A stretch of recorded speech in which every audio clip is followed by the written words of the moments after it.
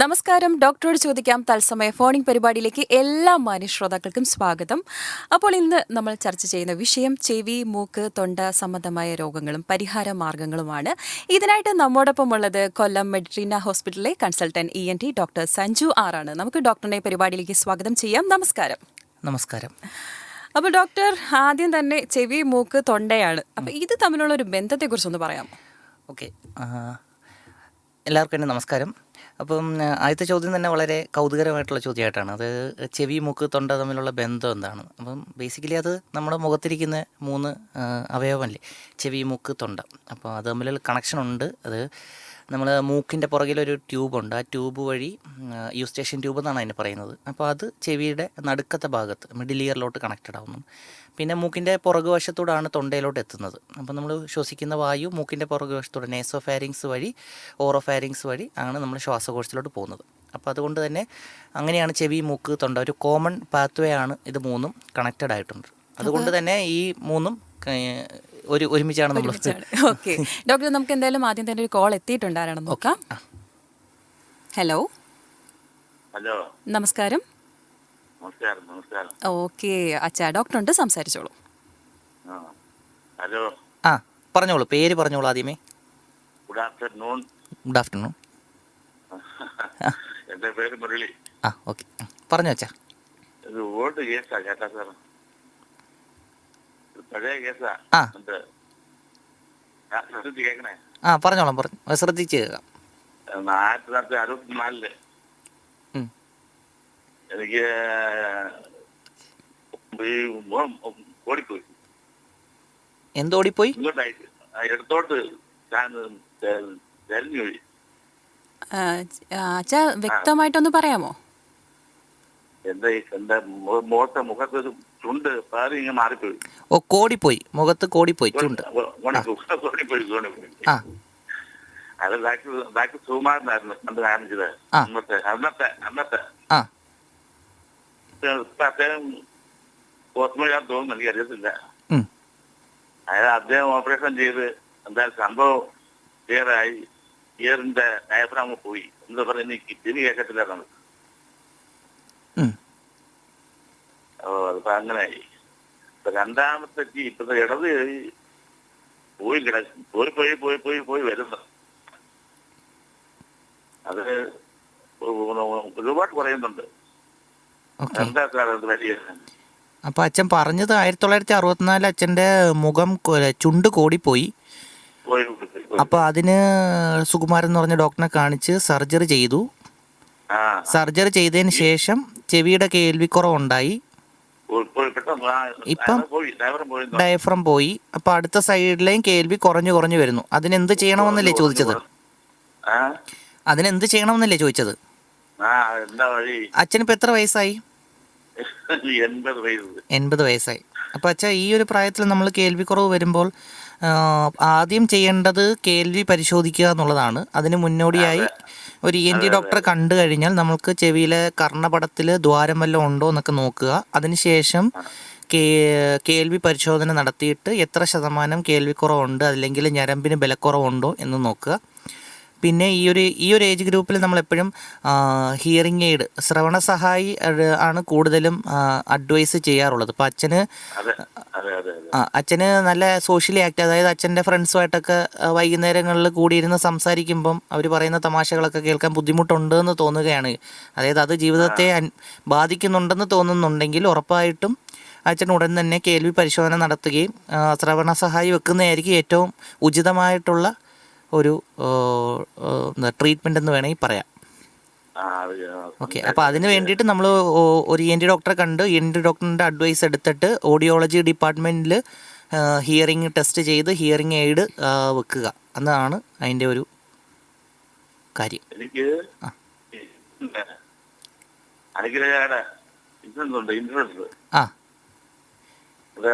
എന്റെ കൂട്ടുകാരൻ അങ്ങോട്ടെല്ലാം അയച്ചിട്ടുണ്ട്.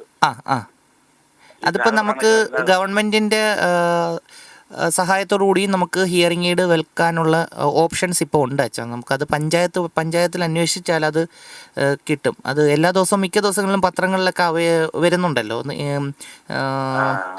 കേൾവി പരിശോധനയും അതിൻ്റെ ആ കാര്യങ്ങളും. അപ്പോൾ അത് നോക്കിയാൽ മതി അച്ഛാ. ഓക്കെ, ശരി. ഓക്കെ അച്ഛാ, വിളിച്ചതിൽ സന്തോഷം.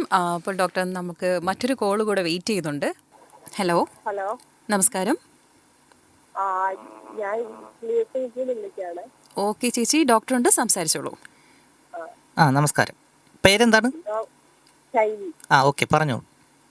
ഡോക്ടറെ, എൻ്റെ ഒരു മൂക്ക്, ഇടത്തെ സൈഡിലെ മൂക്ക് എപ്പോഴും ഇങ്ങനെ അടങ്ങി ഇരിക്കുകയാണ്. ഓക്കെ, മൂക്ക് കഫം വന്നത് ഇങ്ങനെ തള്ളി താഴോട്ട് പോകത്തില്ല.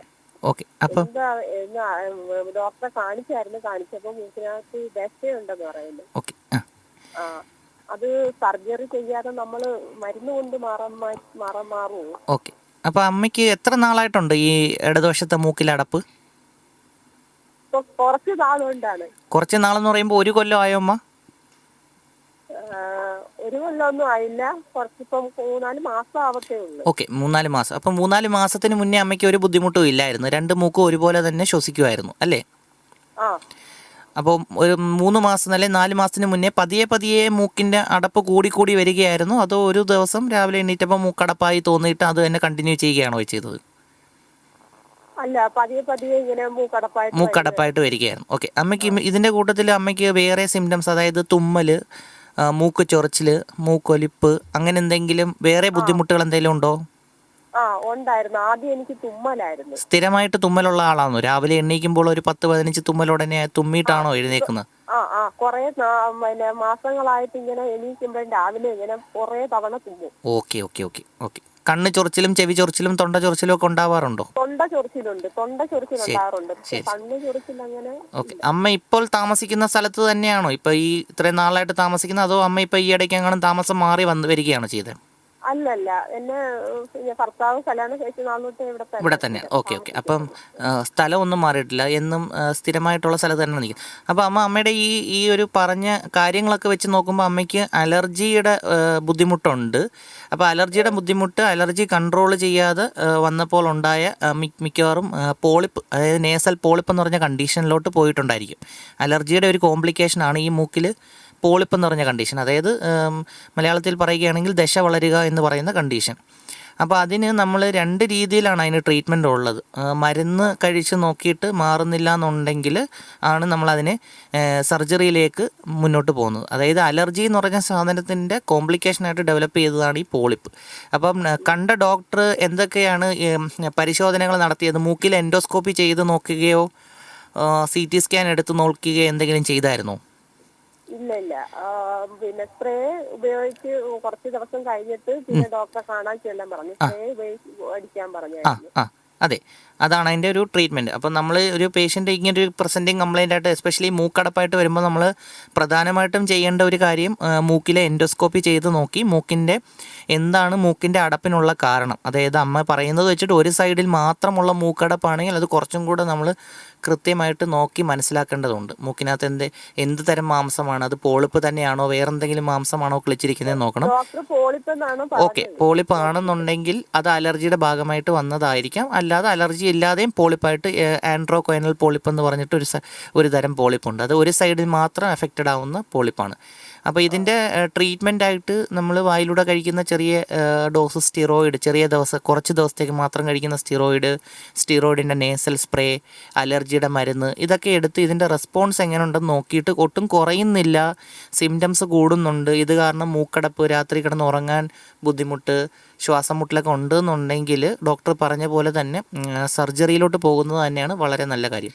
പിന്നെ ഒരു കാര്യം കൂടെ മനസ്സിലാക്കേണ്ടതെന്ന് വെച്ചാൽ, ഈ സർജറി എന്ന് പറയുന്നത് ഒരു അവസാന വാക്കല്ല. നമ്മൾ ഈ സർജറി എന്തിനാണ് ചെയ്യുന്നതെന്ന് വെച്ച് കഴിഞ്ഞാൽ, നമ്മൾ അലർജിക്ക് വേണ്ടിയിട്ട് ഉപയോഗിക്കുന്ന മൂക്കിലടിക്കുന്ന സ്പ്രേ, അതായത് ടോപ്പിക്കൽ മെഡിക്കേഷൻസ് എന്ന് പറയുന്ന സ്പ്രേസ് മൂക്കിൻ്റെ ഉള്ളിലെ സൈനസ്, അതായത് ദ്വാരങ്ങളിലൊക്കെ എത്താൻ വേണ്ടിയിട്ട് ജസ്റ്റ് ഒരു വഴി ഉണ്ടാക്കി കൊടുക്കുന്ന സർജറിയാണ് ചെയ്യുന്നത്. അല്ലാതെ സർജറി ചെയ്താൽ എല്ലാം ആയി എന്നല്ല. ഇതൊരു പൊതുവേ ഉള്ള ഒരു തെറ്റിദ്ധാരണയാണ്. മൂക്കിൻ്റെ സർജറി കഴിഞ്ഞാൽ എല്ലാം ക്ലിയറായി എന്നുള്ളതല്ല, അതൊരു ജസ്റ്റ് ഒരു സ്റ്റാർട്ടിങ് മാത്രമാണ്. നമ്മൾ സർജറി എപ്പോഴാണ് ചെയ്യുന്നത്? നമ്മൾ കൊടുക്കുന്ന മരുന്ന് മൂക്കിൻ്റെ ഉള്ളിൽ ചെന്ന് ആക്ട് ചെയ്യാൻ പറ്റാത്ത രീതിയിൽ മൂക്കിൽ മാംസം വളർന്ന് നിൽക്കുക, അല്ലെങ്കിൽ പാലത്തിൻ്റെ വളവ് കാരണം നിൽക്കുക, അങ്ങനെയുള്ള കണ്ടീഷനിലാണ് നമ്മൾ സർജറി ചെയ്ത് കൊടുത്തിട്ട്. സർജറിക്ക് ശേഷം കൃത്യമായിട്ടുള്ള ഫോളോ അപ്പ് വേണം. അങ്ങനെ ഫോളോ അപ്പ് ചെയ്യാത്തത് കൊണ്ടാണ് പണ്ട് മുതലേ ഉള്ള ആൾക്കാർ ഒരു തെറ്റായ ധാരണയുണ്ട് മൂക്കിൻ്റെ സർജറി ചെയ്താൽ ഒരിക്കലും ശരിയാവില്ല എന്നുള്ളത്. അത് കൃത്യമായിട്ട് ഫോളോ അപ്പ് ചെയ്യാത്തതും അതിൻ്റെ മരുന്നുകൾ അലർജിക്കുള്ള ട്രീറ്റ്മെൻറ്റ് എടുക്കാത്തത് കൊണ്ട് മാത്രമാണ് അങ്ങനെ സംഭവിക്കുന്നത്.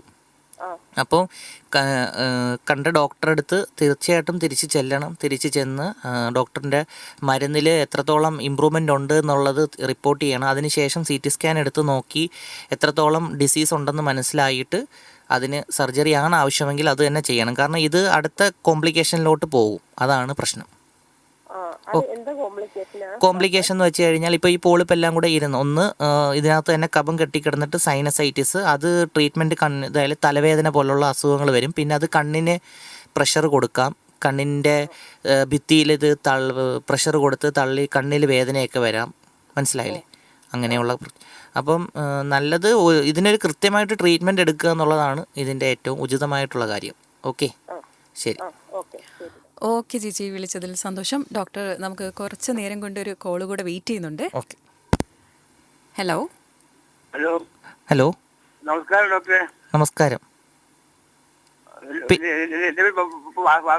പേര്. ആ, പറഞ്ഞോ അച്ഛാ.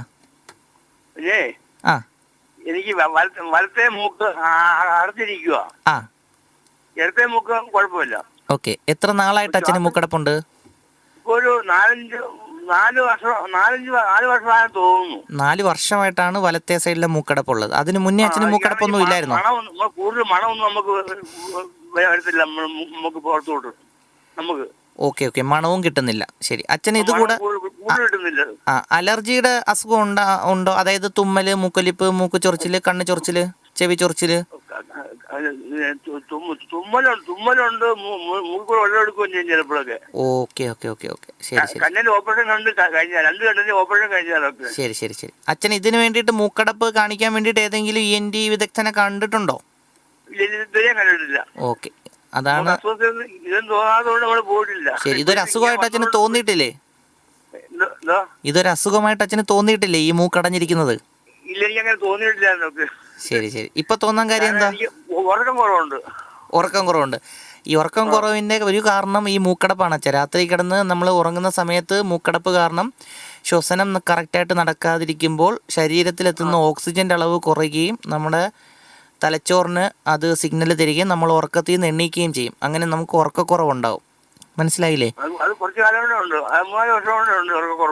അച്ഛനിപ്പോൾ എത്രയും പെട്ടെന്ന് എന്താ ചെയ്യേണ്ടതെന്ന് വെച്ച് കഴിഞ്ഞാൽ ഒരു ENT വിദഗ്ധനെ കാണണം. കണ്ടിട്ട് ഈ മൂക്കടപ്പിനുള്ള കാരണം എന്താണെന്ന് ആദ്യം ഐഡൻറ്റിഫൈ ചെയ്യണം. അച്ഛൻ പറഞ്ഞത് വെച്ചിട്ട് അച്ഛന് അലർജി ഉണ്ട്. അലർജിയുടെ ഭാഗമായിട്ട് മിക്കവാറും മൂക്കിനുള്ളിൽ മാംസം കിളിച്ചിട്ടുണ്ടായിരിക്കും. ഈ മാംസം കാരണമാണ് അച്ഛന് മണം കൃത്യമായിട്ട് അനുഭവപ്പെടാത്തത്. അപ്പം 77 വയസ്സാണെങ്കിൽ 77 വയസ്സൊരു വയസ്സൊന്നും അല്ല അച്ഛാ. നമ്മൾ എത്ര നാളാണ് ജീവിച്ചിരിക്കുന്നത് അത്രയും നാൾ നമ്മൾ മണത്ത് നല്ല മണം കിട്ടണ്ടേ? ആസ്വദിച്ച് അച്ഛന് സാമ്പാറും പുളിശ്ശേരിയും ചോറും ഒക്കെ കഴിക്കണ്ടേ? അപ്പം അത് കഴിക്കണമെങ്കിൽ നമ്മൾ നല്ലപോലെ മണം കിട്ടണം. അപ്പം മണം കിട്ടണമെങ്കിൽ മൂക്കിനകത്തുള്ള അടപ്പ് മാറണം. അപ്പം അടപ്പ് മാറണമെങ്കിൽ ENT ഡോക്ടറെ കാണണം. ഞാൻ എവിടെയാ ചെയ്തത്? ശരി ശരി ശരി ശരി. കണ്ണ് മാത്രമല്ല, നമുക്ക് മൂക്കും ചെവിയും തൊണ്ടയും എല്ലാം വളരെ പ്രധാനമുള്ള കാര്യം തന്നെയാണ് കേട്ടോ. ശരി, അച്ഛൻ ഒരു കാര്യം ചെയ്താൽ മതി. ഒരു ENT ഡോക്ടറിനെ ഉടനെ തന്നെ കാണുക, മൂക്കടപ്പിനുള്ള കാരണം കണ്ടെത്തുക, അതിനുള്ള ട്രീറ്റ്മെന്റ് എടുക്കുക. ഓക്കെ, ശരി അച്ഛാ. ശരി ശരി ശരി. അച്ഛൻ്റെ ഈ മൂക്കടപ്പ് മാറുമ്പോൾ ഉറക്കം ശരിയാവും. ഞാൻ ഡോക്ടറെ ഗുളിക, പ്രഷറ്, ഷുഗർ, കൊളസ്ട്രോൾ എല്ലാം കുറച്ചുണ്ട്. ശരി, ഓക്കെ അച്ഛാ. അപ്പോൾ എന്തായാലും വിളിച്ചതിൽ സന്തോഷം. ഡോക്ടർ, നമുക്ക് മറ്റൊരു കോള് കൂടെ ഉണ്ട്. ഓക്കെ. ഹലോ. ഹലോ, നമസ്കാരം. ഞാൻ ഡോക്ടർ. ചെവി എനിക്ക് പതുക്കെ കേൾക്കാൻ വയ്യ സംസാരിക്കുമ്പോ. ആ, അമ്മയുടെ പേരെന്താ? എന്റെ പേര് ജയകുമാരി. എത്ര വയസ്സായി അമ്മയ്ക്ക്? 66. ശരി. കേൾവിക്കുറവുണ്ടെന്ന് തോന്നാൻ തുടങ്ങിയിട്ട് എത്ര നാളായി അമ്മയ്ക്ക്? അതിപ്പോ കുറച്ച് നാളായി. ശരി, അമ്മയ്ക്കാണോ തോന്നിയത് അതോ അമ്മയുടെ കൂടെ ഉള്ള ആൾക്കാർക്കാണോ അവർക്ക് തോന്നിയത് കേൾവിക്കുറവ്? ആൾക്കാർ പറഞ്ഞ് കേൾക്കാൻ പറ്റും. പതുക്കെ പറഞ്ഞ എനിക്ക് കേൾക്കാം, ഇച്ചിരി ഒച്ചത്തിൽ പറഞ്ഞാലേ ഓക്കെ ഓക്കെ. ഫോൺ വിളിക്കുമ്പം കേൾക്കുന്നതിന് ബുദ്ധിമുട്ട് തോന്നുന്നുണ്ടോ ഫോണിൽ സംസാരിക്കുമ്പം? ഇല്ല. ശരി ശരി. അടുത്ത് നിന്ന് ഒരാൾ സംസാരിക്കുമ്പം ബുദ്ധിമുട്ട് അനുഭവപ്പെടുന്നുണ്ടോ? അങ്ങനെ സംസാരിച്ചില്ല, ഇങ്ങനെ ശരി. പറഞ്ഞിട്ടുണ്ട്. കൂട്ടം കൂടിയിരുന്ന് സംസാരിക്കുമ്പോഴാണോ അനുഭവപ്പെടുന്നത് കേൾവിക്കുറവുള്ള പോലെ? നമ്മള് ഒറ്റയ്ക്ക് സംസാരിക്കുമ്പോ പതുക്കെ സംസാരിക്കുമ്പോ നമുക്ക് ശരി ശരി ശരി മനസ്സിലാവത്തില്ല. ശരി. ഓക്കെ. അമ്മയുടെ ചെവിയിൽ നിന്ന് പഴുപ്പോ അങ്ങനെ ദ്രാവക രൂപത്തിൽ എന്തെങ്കിലും വരാറുണ്ടോ? ചെവി വേദനയോ പഴുപ്പായിട്ട്? അതെല്ലാം വന്നിട്ടുണ്ട്. ഇപ്പൊ ഇല്ല, ചെവി ഊന്നായിരിക്കും. ചെവിക്ക് ഡീന്റെ കാണിച്ചപ്പോ പറഞ്ഞു ഈ ഹോളുണ്ട്, നരമ്പിന്റെ എന്തോ കുഴപ്പമാണ്. Okay okay. അപ്പോൾ ഓൾറെഡി അമ്മയ്ക്ക് അന്നേരം 2 തരത്തിലുള്ള പ്രശ്നങ്ങളാണ് ഉള്ളത്, മനസ്സിലായില്ലേ? അമ്മയുടെ കർണവടത്തിൽ ഒരു ദ്വാരം ഉള്ളതിന്റെ കേൾവിക്കുറവും പ്ലസ് നമ്മൾ പ്രായമാവുമ്പോൾ നമ്മുടെ മുടി നരയ്ക്കുന്ന പോലെ, തൊലി ചുളുങ്ങുന്ന പോലെ, കാഴ്ചയ്ക്ക് മങ്ങൽ വരുന്ന പോലെ നമ്മുടെ കേൾവിക്ക് കുറവ് വരുന്ന ഒരു കണ്ടീഷനുണ്ട്. അപ്പോൾ അത് രണ്ടും കൂടെ ആയപ്പോഴത്തേക്കാണ് അമ്മയ്ക്ക് ബുദ്ധിമുട്ടായത്. ആ ആ. ഇങ്ങനെ വരുമ്പോ നമ്മള് ഡോക്ടറെ കൊണ്ട് കാണിക്കും. അപ്പൊ അവരും മരുന്ന് തരും, കുറച്ചാൽ എന്തോ അത് ഇടും. ശരി ശരി അപ്പൊ ചെവിക്കകത്ത് ഇതായിട്ട് നിൽക്കുന്നു. ശരി. രണ്ട് ചെവിയിലും ദ്വാരം ഉണ്ടോ? ഒരു ചെവിയിലായിരുന്നു ഉണ്ടെന്ന് പറയുന്നേക്കാം. അയ്യോ. അമ്മയ്ക്ക് ഇപ്പോൾ 66 വയസ്സായല്ലേ? ശരി. അമ്മ ഒരു കാര്യം കേൾവി പരിശോധിച്ചപ്പോൾ എത്ര ശതമാനത്തോളം കേൾവി കുറവുണ്ടെന്നോ അങ്ങനെ എന്തെങ്കിലുമൊക്കെ പറയുന്നുണ്ടായിരുന്നു? അത് നോക്കിയാ, പക്ഷെ അത് ഞാൻ ശ്രദ്ധിച്ചില്ല. ആണോ? അമ്മ കേൾവിക്കുറവ് ഉണ്ടെന്നുണ്ടെങ്കിൽ അതിൻ്റെ ഏറ്റവും ഉചിതമായിട്ടുള്ള ട്രീറ്റ്മെൻറ്റ് എന്ന് പറയുന്നത് കേൾവി പരിശോധിക്കുക, അതിന് ശ്രവണ സഹായി വെക്കണം. അപ്പോൾ അതുകൂടാതെ അമ്മയ്ക്ക് ചെവിയിൽ ദ്വാരം ഉള്ളത് കൊണ്ടും ആ ദ്വാരം അടയ്ക്കാൻ പറ്റുന്ന ദ്വാരമാണെങ്കിൽ അത് അടച്ചതിന് ശേഷം ശ്രവണ സഹായി വെക്കുകയാണെങ്കിൽ വളരെ നല്ലതായിരിക്കും. മനസ്സിലായില്ലേ? അപ്പോൾ അങ്ങനെ അത് ഇതിനൊന്നും ഇതുകൊണ്ടുള്ള കേൾവിക്കുറവിനൊന്നും പ്രത്യേകിച്ച് മരുന്നില്ല അമ്മ. അതാണ് അത് നമ്മൾ ഇങ്ങനത്തെ കാര്യങ്ങൾ ചെയ്താൽ മാത്രമേ അതിനൊക്കെ ഒരു പ്രതിവിധി ആവത്തുള്ളൂ. ശരി ശരി. ഓക്കെ ഓക്കെ ഓക്കെ അമ്മ, വിളിച്ചതിൽ സന്തോഷം. ഡോക്ടർ, നമുക്ക് വീണ്ടും അടുത്ത കോള് വെയിറ്റിംഗിലാണ്. ഓക്കെ. ഹലോ. ഹലോ, നമസ്കാരം. നമസ്കാരം. പറഞ്ഞോളൂ അമ്മ, പേരെന്താ? സാറേ, എന്റെ പേര് ഷാഹിദ. ഷാഹിദ. വിളിക്കുന്നു. ശരി അമ്മ, പറഞ്ഞു. പിന്നെ രാവിലെ എണീക്കുമ്പോ അങ്ങ് ഭയങ്കര തുമ്മലും മൂക്ക് ചൊറിച്ചില്, രാത്രി ആവുമ്പോ കണ്ണ് ചൊറിച്ചിലും മൂക്ക് ചൊറിച്ചില്, തൊണ്ട ചൊറിച്ചില്, മൂക്കിട്ട് തിരുമി മൂക്കിന്റെ മണ്ടയൊക്കെ അങ്ങ് വേദനയാ. ഇത് അമ്മയ്ക്കിപ്പോ എത്ര വയസ്സായി? എനിക്കിപ്പോ 45 വയസ്സ്. 45 വയസ്സായി. ഇത് പണ്ട് മുതലേ ഉള്ളതാണോ അതോ ഇപ്പോഴെങ്ങാനും തുടങ്ങിയതാണോ ഈ ഒരു ബുദ്ധിമുട്ട്? ഇല്ല, ഞാനൊരു 7 വർഷത്തിന് മുമ്പ് ഞാൻ ഇതോണക്ക് വന്ന് അങ്ങനെ ഡോക്ടറെ കൊണ്ട് കാണിച്ചപ്പോ പറഞ്ഞ് അലർജിയുടെ അസുഖാന്ന് പറഞ്ഞു. അങ്ങനെ അതിൽ നിന്ന് എനിക്കങ്ങ് ശ്വാസം മുട്ടായി. ശരി. ശ്വാസം മുട്ടായി. അങ്ങനെ വീണ്ടും അവിടെ കൊണ്ട് കാണിച്ചപ്പോ പറഞ്ഞു ഇത് അലർജിയിൽ നിന്നുണ്ടായതാ. അങ്ങനെ എനിക്ക് ഗുളിക തന്നു. 250ന്റെ ഗുളിക വലിച്ചോണ്ടിരുന്നതായിരുന്നു. ആ ഗുളിക കഴിക്കുമ്പോ എനിക്ക് ഇച്ചിരി കുറവ് കിട്ടും. അലർജിയുടെ ഗുളികയും കൂടെ കഴിക്കും. അത് കഴിക്കുമ്പോ ഇച്ചിരി കുറവ് കിട്ടും. അത് കഴിക്കാതിരിക്കുമ്പോ വീണ്ടും അതേ കണക്ക് അങ്ങ് തൊണ്ടയൊറിച്ചിലും എപ്പോഴും ഇങ്ങനെ ഇട്ടാക്കാം. അങ്ങ് ചൊറിച്ചില് കണ്ണൊക്കെ അങ്ങ് ചൊറിച്ചില് അങ്ങ്. ഒരു തുണി എടുക്കാനൊക്കത്തില്ല, അലമാര തുറക്കാനൊക്കത്തില്ല, ഭയങ്കര തുമ്മല. ശരി. അപ്പൊ അമ്മയ്ക്ക് കണ്ട ഡോക്ടർ കൃത്യമായിട്ട് തന്നെയാണ് ഉത്തരം തന്നിരിക്കുന്നത്, അലർജി തന്നെയാണ്. അപ്പോൾ ഈ അലർജി അമ്മ ഒരു ബേസിക് ആയിട്ട് അമ്മ ഒരു കാര്യം മനസ്സിലാക്കേണ്ടത്, അലർജി ഒരിക്കലും നമുക്ക് ട്രീറ്റ് ചെയ്ത് മാറ്റാൻ പറ്റാത്തൊരു കണ്ടീഷനാണ്. ഇത് നമ്മുടെ ഒരു പ്രതിരോധ ശേഷിയുടെ ഭാഗമായിട്ട് വരുന്ന ഒരു അവസ്ഥയാണ്. അതായത് നമ്മുടെ ഇപ്പോൾ ഇത്രേ ഉള്ളൂ സിമ്പിളായിട്ട്. അമ്മയുടെ വീടിനകത്ത് അമ്മയുടെ തറയിൽ പൊടി ഉണ്ടെങ്കിൽ നമ്മൾ എന്താ ചെയ്യുക? വെള്ളം ഒഴിച്ച് തൂത്ത് വൃത്തിയാക്കി കളയുക. മനസ്സിലായില്ലേ? അതുപോലെ തന്നെ നമ്മുടെ ഇപ്പം ശ്വസിക്കുന്ന വായുവിലൊക്കെ ഉള്ള ഒരു അലർജൻ, ഒരു പൊടി നമ്മുടെ മൂക്കിനകത്ത് കയറുമ്പോൾ നമ്മുടെ ബോഡി അതിനെ പുറന്തള്ളാൻ വേണ്ടിയിട്ട് നമ്മുടെ ബോഡിയുടെ പ്രതിരോധ ശേഷിയുടെ ഭാഗമായിട്ട് റിലീസ് ചെയ്യുന്ന കുറച്ച് ഹിസ്റ്റമിൻ എന്നൊക്കെ പറഞ്ഞ് കുറച്ച് ആൾക്കാർ നമ്മുടെ മൂക്കിനകത്തൊക്കെ തുമ്മലുണ്ടാക്കിച്ച് മൂക്കളെ ഉണ്ടാക്കിച്ചിട്ടാണ് ഇതിനെ പുറത്തോട്ട് കളയുന്നത്. അപ്പോൾ ഈ അലർജിക്കായിട്ടുള്ള ആൾക്കാരിൽ എന്താ സംഭവിക്കുന്നത്? ഈ റിലീസ് ചെയ്യുന്ന ഹിസ്റ്റമിൻ്റെ അളവൊക്കെ കൂടുതലായിരിക്കും. അപ്പോൾ അത് ബാക്കി നമ്മുടെ ശരീരത്തിൽ തന്നെ കിടന്ന് നമ്മളെ കൊണ്ട് തുമ്മലുണ്ടാക്കുകയും മൂക്ക് ചൊറിച്ചിലുണ്ടാക്കുകയും മൂക്കളെ ഉണ്ടാക്കുകയൊക്കെ ചെയ്യും. മനസ്സിലായില്ലേ? രാത്രി കിടന്ന് ഉറങ്ങാൻ പറ്റില്ല. അപ്പൊ ഈ അലർജിയുടെ ട്രീറ്റ്മെന്റിന്റെ ആദ്യത്തെ സ്റ്റെപ്പ് എന്താന്ന് വെച്ച് കഴിഞ്ഞാൽ prevention is better than cure എന്നാണ് അതിന് പറയുന്നത്. അതായത് നമ്മൾ അതിനെ ഈ അസുഖം വരാതിരിക്കാൻ നോക്കുക എന്നുള്ളതേ ഉള്ളൂ ഇതിന്റെ പ്രധാനപ്പെട്ട ട്രീറ്റ്മെന്റ്. അതായത് നമ്മുടെ ശരീരത്തിന്റെ ഉള്ളിലേക്ക് ഇങ്ങനത്തെ അലർജൻസ് കയറാതെ നമ്മൾ ശ്രദ്ധിക്കുക. അതായത് അമ്മ യൂസ് ചെയ്യുന്ന ബെഡ്ഷീറ്റ്, തലയണ കുറേയൊക്കെ ഒന്നിരാടം ചൂടുവെള്ളത്തിൽ കഴുകുക. അമ്മ ഒരു ദിവസം ഏറ്റവും കൂടുതൽ സമയം ഒരിടത്ത് ചിലവാക്കുന്നത് അമ്മയുടെ ബെഡിലാണ്, ബാക്കി എല്ലായിടത്തും. അതായത് ഒരു 6 to 7 മണിക്കൂർ അമ്മ ഉറങ്ങാൻ ഉപയോഗിക്കുന്ന സ്ഥലമാണ് അത്. കണ്ടിന്യൂസ് ആയിട്ട് അമ്മ അവിടെ തന്നെയല്ലേ കിടക്കുന്നത്, ആ റൂമിൽ. ബാക്കി എല്ലാ സ്ഥലത്തും അമ്മ ഇങ്ങനെ നീങ്ങിക്കൊണ്ടിരിക്കുകയാണ്.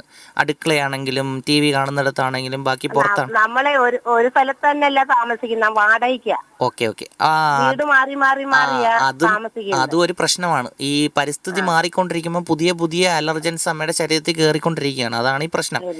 അപ്പൊ അമ്മ ഇതിന് ഒരു പെർമനന്റ് സൊല്യൂഷൻ ഇതുവരെയും കണ്ടെത്തിയിട്ടില്ല. ഇപ്പോൾ ഉള്ള ലേറ്റസ്റ്റ് ആയിട്ടുള്ള എന്താണെന്ന് വെച്ച് കഴിഞ്ഞാൽ, എന്താണ് അലർജി ഉണ്ടാക്കുന്നതെന്നുള്ളത് നമ്മൾ സ്കിൻ പ്രിക് ടെസ്റ്റ് എന്ന് പറയുന്ന ടെസ്റ്റിലൂടെ കണ്ടെത്തുക. അതായത് തൊലിപ്പുറത്ത് ഓരോ അലർജനെയും കുത്തിവെച്ചിട്ട് ഏതാണ് അലർജൻ ഉള്ളത് കണ്ടെത്തിയിട്ട് അതിനെതിരെയുള്ള ഇമ്മ്യൂണോ തെറാപ്പി കൊടുക്കുക. അതായത് നമ്മൾ വാക്സിനേഷൻ കൊടുക്കത്തില്ലേ, ഇപ്പോൾ കൊറോണ വന്ന സമയത്ത് നമ്മൾ വാക്സിൻ കൊടുത്തില്ലേ, അതേപോലെ ഏത് അലർജനാണ് അമ്മയ്ക്ക് ഏറ്റവും കൂടുതൽ ബുദ്ധിമുട്ടുണ്ടാക്കുന്നത് അതിനെതിരെയുള്ള വാക്സിൻ കൊടുത്ത് അതിനെതിരെ നമ്മുടെ ബോഡിക്ക് ഒരു പ്രതിരോധം ഉണ്ടാക്കുക എന്നുള്ളതാണ് ഇപ്പോഴത്തെ ലേറ്റസ്റ്റ് ആയിട്ടുള്ള ട്രീറ്റ്മെൻറ്റ്. അതിന് പോലും 70 മുതൽ 80% വരെ ഉള്ളൂ അതിൻ്റെ ഒരു ട്രീറ്റ്മെൻറ്റ് റിസൾട്ട് കിട്ടുന്നത്. ചുരുക്കത്തിൽ പറഞ്ഞാൽ ഇതിന് ഇതുവരെ ഒരു പെർമനൻറ്റ് സൊല്യൂഷൻ കണ്ടെത്തിയിട്ടില്ല. അപ്പോൾ അമ്മ കുറച്ചും കൂടെ ശ്രദ്ധിക്കണം. ഈ സ്ഥലം എന്തായാലും വാടകയ്ക്ക് എടുക്കുന്നതല്ലേ, ഇപ്പോൾ വാടകയ്ക്ക് എടുക്കുമ്പോൾ അമ്മയ്ക്ക് എന്താണ് അലർജി ഉണ്ടാക്കുന്നതെന്ന് അമ്മയ്ക്ക് അറിയാമെങ്കിൽ അതൊക്കെ ഒഴിവാക്കിക്കൊണ്ടുള്ള സ്ഥലം തിരഞ്ഞെടുക്കുക. അപ്പം ചിലർക്ക് ഇപ്പോൾ അമ്മയുടെ വീട്ടിൽ പട്ടി, പശു, പൂച്ച അങ്ങനെ എന്തെങ്കിലുമൊക്കെ ഉണ്ടോ, വളർത്തുമൃഗങ്ങൾ? അപ്പോൾ ആദ്യം അമ്മ ചെയ്യേണ്ടത് പൂച്ചേനെ ഒഴിവാക്കുക എന്നുള്ളതാണ്. മേ ബി പൂച്ചയുടെ രോമമൊക്കെ ആയിരിക്കും അമ്മയ്ക്ക് ബുദ്ധിമുട്ടുണ്ടാക്കുന്നത്, മനസ്സിലായില്ലേ? രോമമൊക്കെ പൊഴിഞ്ഞു വീണിട്ട് അത് ശ്വസിക്കുന്നത് കൊണ്ടായിരിക്കും. പിന്നെ അമ്മ ഇപ്പോൾ തൽക്കാലം അമ്മയ്ക്ക് ബുദ്ധിമുട്ട് കൂടുതലാണെന്നുണ്ടെങ്കിൽ അമ്മ ആ അലർജിയുടെ ഡോക്ടർ തന്ന മരുന്ന്, ടാബ്ലറ്റും മൂക്കിലടിക്കുന്ന സ്പ്രേയും ഇൻഹെയിലറും. സ്പ്രേ ഒന്നും ഇല്ല, ഗുളിക മാത്രമേ ഉള്ളൂ. ശരി. അങ്ങനെയാണെന്നുണ്ടെങ്കിൽ ഒന്ന് വന്ന് കാണാമെങ്കിൽ ഞാനൊന്ന് ഡീറ്റെയിൽ ആയിട്ട് നോക്കിയിട്ട് അമ്മയ്ക്ക് വേണ്ട കാര്യങ്ങൾ കൃത്യമായിട്ട് പറഞ്ഞ് മനസ്സിലാക്കി തരാം. ഓക്കെ, ശരി. ഓക്കെ ചേച്ചി, വിളിച്ചതിൽ സന്തോഷം. ഡോക്ടർ, നമുക്ക് മറ്റൊരു കോള് കൂടെ വെയിറ്റ് ചെയ്യുന്നുണ്ട്. ഹലോ പറഞ്ഞു വെച്ചാ. ഹലോ. ഡോക്ടർ തന്നെ സംസാരിക്കുന്നത്, പറഞ്ഞു. സാർ, എനിക്ക് 90 വയസ്സായ ആളാണ് ഞാൻ കേട്ടോ. എനിക്ക് തൊണ്ടവേദനയുണ്ട്. ഓക്കെ, എത്ര നാളായ തൊണ്ടവേദന ഉണ്ടായിട്ട്? ഞാന് മരുന്ന് സ്ഥിരമായിട്ട് 5-6 ഗുളി 4-5 ഗുളി തിന്നുന്നുണ്ട് സ്ഥിരമായിട്ട് വർഷങ്ങളായിട്ട്. ശരി. അപ്പൊ ഇപ്പൊ തൊണ്ടവേദന വന്നപ്പോ ഞാൻ ഡോക്ടറെ പോയി കാണിച്ചപ്പോൾ സാംബ്രോസിന്റെ ഗുളിക എഴുതി തന്നു. ഓക്കെ, അല്ല ഞാൻ ചോദിച്ചത് തൊണ്ടവേദന തുടങ്ങിയിട്ട് എത്ര ദിവസമായെന്ന? തൊണ്ടവേദന പണ്ടേ ഉണ്ട്, ഒരു 2-3 മാസമെങ്കിലും ആവും. 2-3 മാസമായിട്ട് തൊണ്ടവേദന ഉണ്ട്. ഭക്ഷണം കഴിക്കുന്നതിന് ബുദ്ധിമുട്ടുണ്ടോ? ഭക്ഷണം കഴിക്കാൻ ബുദ്ധിമുട്ടില്ല. ഭക്ഷണം ഇറങ്ങി പോകുന്നുണ്ട്. ശരി. തൊണ്ടവേദന എങ്ങനെയാ അച്ഛന് ഫീൽ ചെയ്യുന്നത്? അതായത് തുപ്പല് വിഴുങ്ങുമ്പോൾ മാത്രമേ ഉള്ളൂ തൊണ്ടവേദന, അതോ എന്ത് കഴിച്ചാലും വേദനിക്കും? ദിവസം ഒരു 10 മണിയാകുമ്പോ തുടങ്ങും തൊണ്ടവേദന. രാവിലെ 10 മണിയാകുമ്പോൾ തൊണ്ടവേദന തുടങ്ങും. പിന്നെ അപ്പൊ ഞാൻ ഒരു സാംബ്രോസ് ഗുളിക തിന്നുന്നുണ്ട്, തൊണ്ടവേദനയ്ക്കുള്ള. അത് സ്ഥിരമായിട്ട് തിന്നാമോ എന്നുള്ളതാണ് എനിക്ക് സംശയം. അച്ഛാ, ഈ ഗുളിക ഏതാണെന്ന് എനിക്ക് കൃത്യമായിട്ട് മനസ്സിലായില്ല. സാംബ്രോസ് 20. Oh yes, omeprazole. അത് അസിഡിറ്റിയുടെ മരുന്നാണ്. ഓക്കെ 20 മില്ലിഗ്രാമിന്റെ. ശരി. ഓക്കെ, അസിഡിറ്റിയുടെ അത് തിന്നുമ്പം അച്ഛന് തൊണ്ടവേദന കുറവുണ്ട്. ശരി, കുറവുണ്ട്. ഓക്കെ. അപ്പൊ അങ്ങനെയാണെന്നുണ്ടെങ്കിൽ അച്ഛന്റെ അസുഖം എന്ന് പറയുന്നത് ആസിഡ് റിഫ്ലക്സ് എന്ന് പറഞ്ഞൊരു കണ്ടീഷൻ. അതായത് നമ്മുടെ വയറ്റിനകത്ത് നമ്മുടെ ആഹാരമൊക്കെ ദഹിപ്പിക്കാനുള്ള ആസിഡ് ഉണ്ട്, ഹൈഡ്രോക്ലോറിക് ആസിഡ് പോലത്തുള്ള ആസിഡ് ഉണ്ട്. ഈ ആസിഡ് നമ്മുടെ അന്നനാളത്തിലൂടെ മുകളിലോട്ട് കയറി തൊണ്ടയിൽ വന്ന് പൊള്ളലുണ്ടാക്കുമ്പോൾ ഉണ്ടാവുന്ന അവസ്ഥയാണ് അച്ഛൻ ഇപ്പോൾ ഉള്ളത്. അപ്പം അതിന് എന്താ സംഭവം എന്ന് വെച്ച് കഴിഞ്ഞാൽ ഇപ്പം അച്ഛൻ കഴിക്കുന്ന ഒമിപ്രസോൾ എന്ന് പറയുന്ന മരുന്ന് എന്താ ചെയ്യുന്നതെന്ന് വെച്ചാൽ ഈ ആമാശയത്തിൽ ഉണ്ടാവുന്ന ആസിഡിൻ്റെ അളവ് കുറയ്ക്കുകയാണ് ചെയ്യുന്നത്, മനസ്സിലായില്ലേ? അപ്പോൾ അത് മേളിലോട്ട് കയറി വരുന്നതിൻ്റെ അളവ് കുറയുകയും അച്ഛന് തൊണ്ടവേദന കുറയുകയും ചെയ്യും. അച്ഛൻ അപ്പം കുറച്ച് കാര്യങ്ങളും കൂടെ ശ്രദ്ധിച്ചാൽ മതി. അച്ഛൻ കൃത്യമായിട്ട് ഭക്ഷണം കൃത്യമായിട്ട് കഴിക്കണം, എരിവും പുളിയൊക്കെ ഒന്ന് കുറയ്ക്കണം, പാലുൽപ്പന്നങ്ങളൊക്കെ ഒന്ന് കുറച്ചാൽ ഈ ആസിഡ് റിഫ്ലക്സ് ഒക്കെ കുറയും, മനസ്സിലായില്ലേ? അപ്പം അച്ഛൻ എന്താ ചെയ്യേണ്ടതെന്ന് വെച്ചാൽ ഒരു വയറിൻ്റെ ഡോക്ടറെയും കൂടെ ഒന്ന് കാണണം. വയറിൻ്റെ ഡോക്ടറെയും കൂടെ കണ്ടിട്ട് എന്തുകൊണ്ടാണ് ഇങ്ങനെ ആസിഡ് റിഫ്ലക്സ് ഉണ്ടാവുന്നതെന്ന് അറിയാൻ വേണ്ടിയിട്ട് വേണമെങ്കിൽ ഒരു എൻഡോസ്കോപ്പി ചെയ്ത് നോക്കാം. നോക്കിയതിന് ശേഷം അൾസർ പോലുള്ള എന്തെങ്കിലും ഉണ്ടെങ്കിൽ അതിനുള്ള ട്രീറ്റ്മെൻറ്റും കൂടെ എടുക്കണം.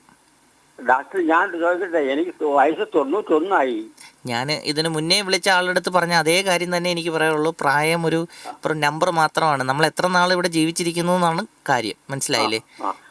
അപ്പോൾ ജീവിച്ചിരിക്കുന്ന കാലം മൊത്തം നമ്മൾ സന്തോഷത്തോടെ സമാധാനത്തോടെയും ജീവിക്കാനാണ് നമ്മളെപ്പോലുള്ള ഡോക്ടേഴ്സൊക്കെ പഠിച്ചിട്ട് ഇവിടെ നാട്ടിലൊക്കെ വന്ന് നിൽക്കുന്നത്.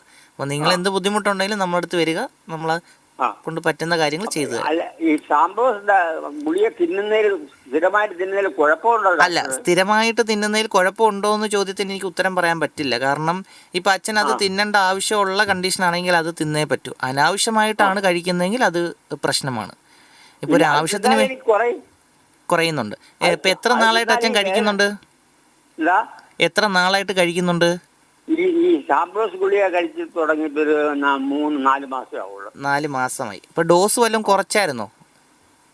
2 നേരം കഴിച്ചിട്ട്? ഇപ്പൊ ഒരു നേരേ കഴിക്കത്തുള്ളൂ. അത് കഴിച്ചാൽ വേദനയില്ല.